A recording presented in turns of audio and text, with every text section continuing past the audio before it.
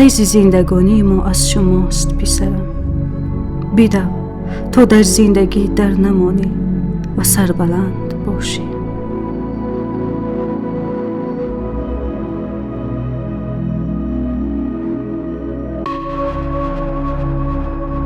آچه جان در آسمان چیست؟ آن خورشید عالم‌آرای است که به جهان نورپاشی نموده روح شما را منور و روشن می سازد پسرم.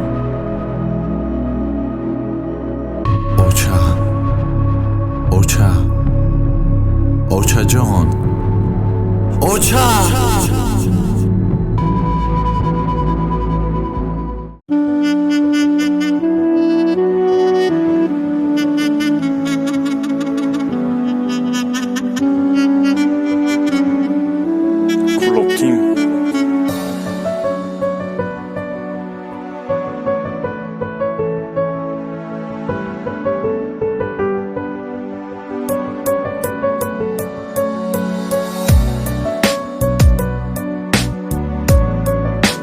اوچه جان، کجایی که پزمانت شدم؟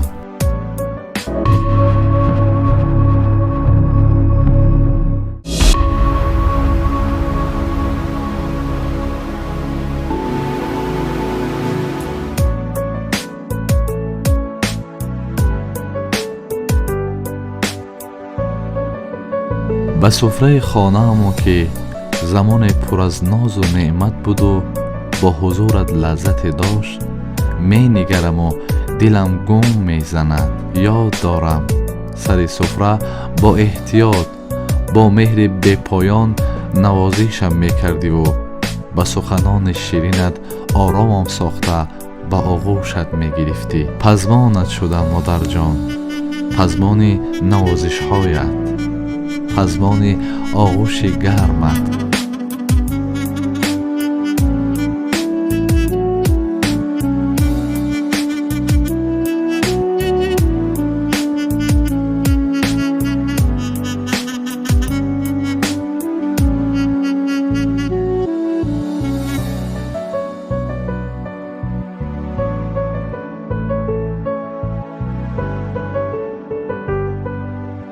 این کوچه های سربسته به قدم های موزون و سرشار از مهر و محبت و این صحن خانه به حضورت معنای ندارد.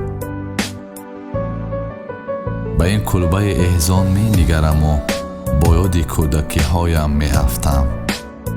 کجای اوچه جان؟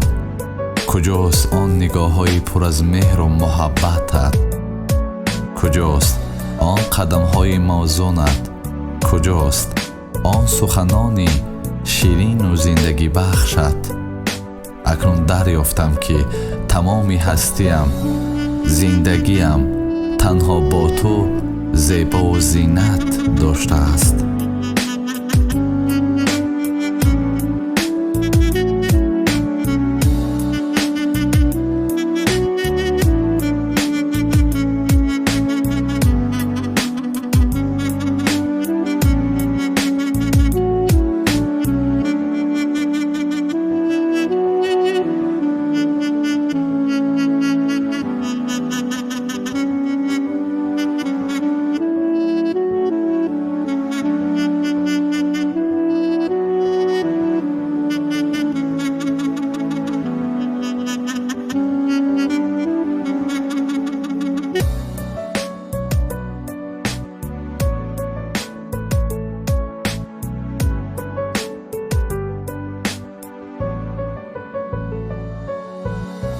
هر صبح به خاطر دیدار تو به جانبت می شتابم، ولی صد افسوس راهی که مرا به سویت می برد بسا ناامید کننده است. راه درشت و غم انگیز، راهی که باعث جدایی من و تو گشته است. خاک توده تیره و تار، کاش تو در این منزل ویرانه نیو در خانه گرم و زیبا در نزدم می بودی. دل می خواهد که کینی تو را از این خاک تیره که ما را از هم دور کرده است ستانم، لیک از این عمل نیز نتیجه ساخته نیست. بجز دعا گفتن چاره دیگری ندارم.